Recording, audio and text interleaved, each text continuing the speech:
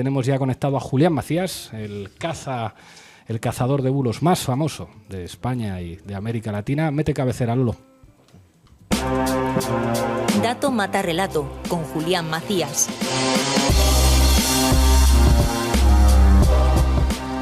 Dispara, Macías, ¿qué nos traes? Bueno, pues creo que esta semana que se está hablando de la posibilidad de gobiernos entre Vox y el Partido Popular y sobre la pregunta de por qué el PP digamos, no hace el cordón sanitario que se hace en otros países de Europa con la extrema derecha, pues yo creo que sería interesante hablar del origen de Vox para darnos algunas de estas respuestas. Bueno, cuéntanos, ¿cuál es el origen de Vox? Bueno, a ver, más allá del apoyo logístico y económico de Actoir en sus inicios o incluso de la financiación de los mujahidines del pueblo de Irán, que financió hasta el 80% de la campaña, de la primera campaña europea de Vox. Yo creo que lo más interesante... Una organización calificada como terrorista en los Estados Unidos. Exactamente, es decir, sería parecido a los mujahidines de Afganistán que fueron financiados por Estados Unidos, pero contra el gobierno de Irán. Y digamos que yo creo que lo más interesante, digamos, es quién está detrás o quién estuvo detrás de la financiación de su líder y sobre todo de la fundación de Daesh, que estaba dirigida por Abascal, por Ortega Smith y por Iván Espinosa. Digamos que luego le sucedió o heredaron esa dirección también en Vox.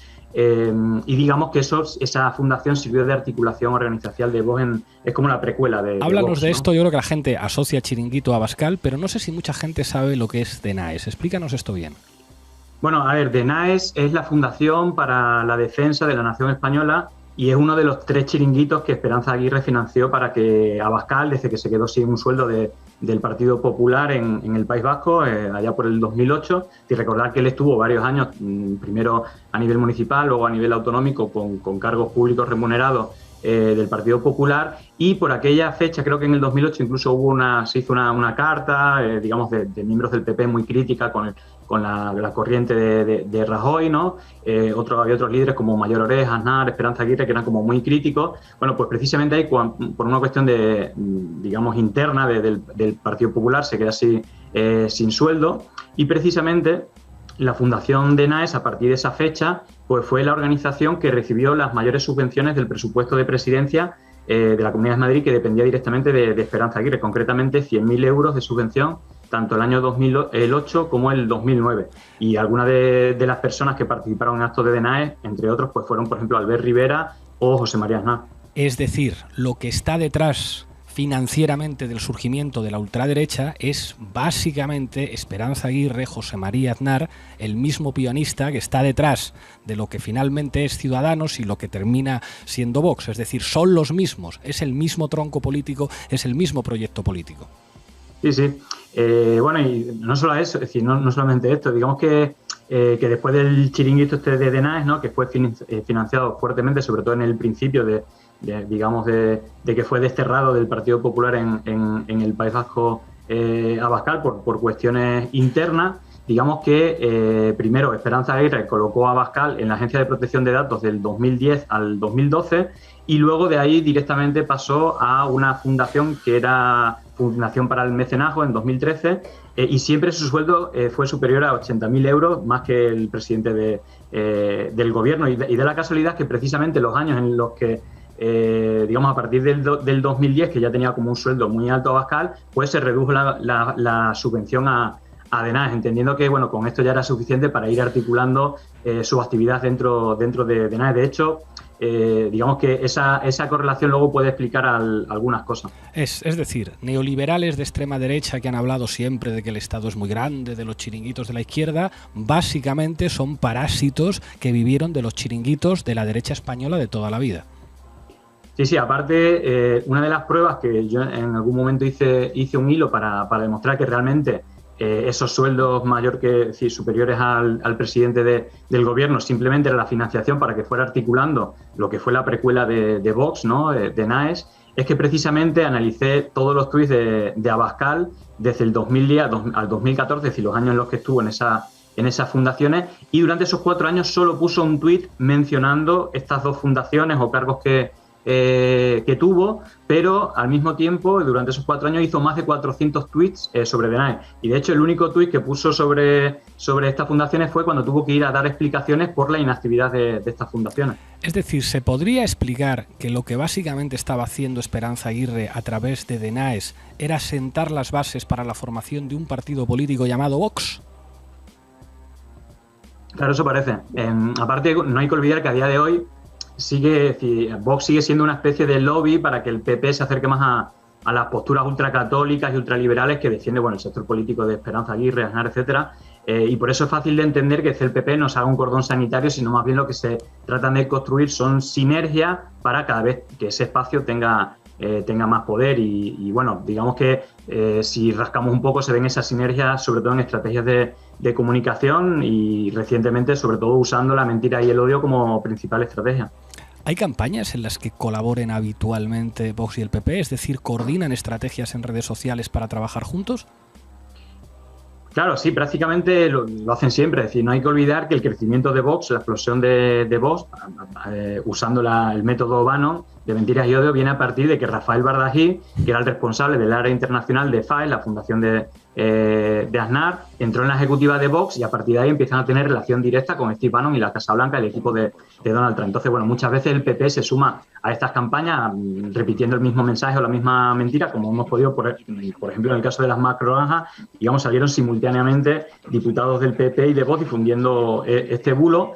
Y luego hemos visto la continuidad, por ejemplo, en el asalto del ayuntamiento de Lorca, pero esta misma semana, o estas 2 últimas semanas, pues hemos visto cómo el supuesto pucherazo fue sostenido, digamos, en una doble mentira, ¿no? La del error informático, que se ha demostrado técnicamente que no es así. Y luego, por otra parte, había otra cosa que decían que la mesa o Meritxell Batet tenía que verificar el voto telemático por teléfono, y esto es una mentira porque esa normativa es del 2012 y en el 2020, después del COVID, se cambió. Pero lo curioso de esto es que siempre se repite la misma estrategia. Es decir, por ejemplo, la estrategia siempre es triple, no es solamente redes sociales. Es decir, en redes sociales, por ejemplo, la palabra pucherazo se repitió más de 100.000 veces y las cuentas más retuiteadas pues son tanto Olona, en realidad cargos de Vox, cargos del PP. Pero no va solo, es que en las declaraciones, tanto de los cargos públicos del PP y de Vox, la palabra más repetida durante estas 2 semanas era la palabra pucherazo. Luego vemos también que hay otro eje, que es el mediático, en el cual gran parte de los medios de comunicación repitieron esta palabra basada en estas mentiras. Incluso ponían imágenes del reglamento del 2012 cuando no está vigente. Entonces, esto lo vemos como esta estrategia como muy, muy habitualmente. Que no solamente parece que la relación entre Vox y el Partido Popular es estrecha, sino que la derecha tiene perfecta conciencia de ser un bloque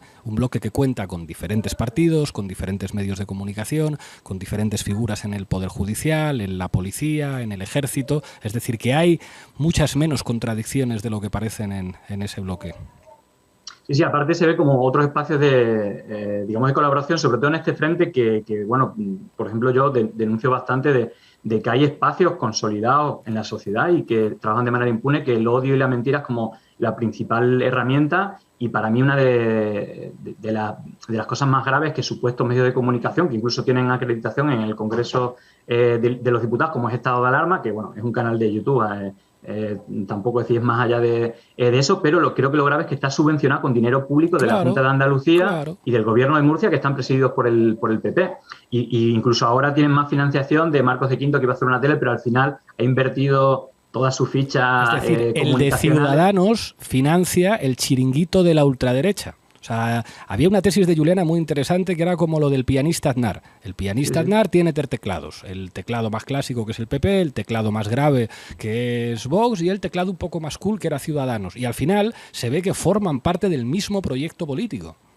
Sí, aparte el canal este de YouTube se estrenó, es decir, las personas que aparecían por ahí eran Alvise, Cristina Seguí, Carlos Cuesta, que es el subdirector de Oquidiario, y el propio Negre, y uno de sus primeros, creo que fue el segundo episodio, le titularon el programa a las 2 ambulancias que tenía Pablo Iglesias 24 horas al día en su puerta, ¿no? Pero si nos vamos a casos más recientes, por ejemplo, la campaña de Castilla y León, pues, por ejemplo, hemos visto cómo colaboradores de este medio, como Miguel Frontera, que es conocido también por el acoso a tu familia en tu domicilio, o Bertrán Endongo, más conocido como el Negro de Vox, o Vito Quiles, han acosado y provocado a a menores de edad para grabar sus reacciones durante los actos de voz y luego victimizarse llamándoles, bueno, pues comunistas, reaccionarios, violentos, etcétera. Y luego, por ejemplo, otra cosa es verdad que tras las denuncias han tenido que borrar, porque evidentemente eran menores y se le hacía un uso político de aparte de estas provocaciones que me parece que son bastante graves. Y para mí, una de las cosas más surrealistas, pero que entra dentro de la lógica de este tipo de medios, copiando el método Bannon, es que, por ejemplo, en una de las cosas que han lanzado es el bulo, que los miembros de seguridad en los actos de Podemos llevaban armas para intimidar, en este caso, a Bertrán Endongo. Que era un walkie.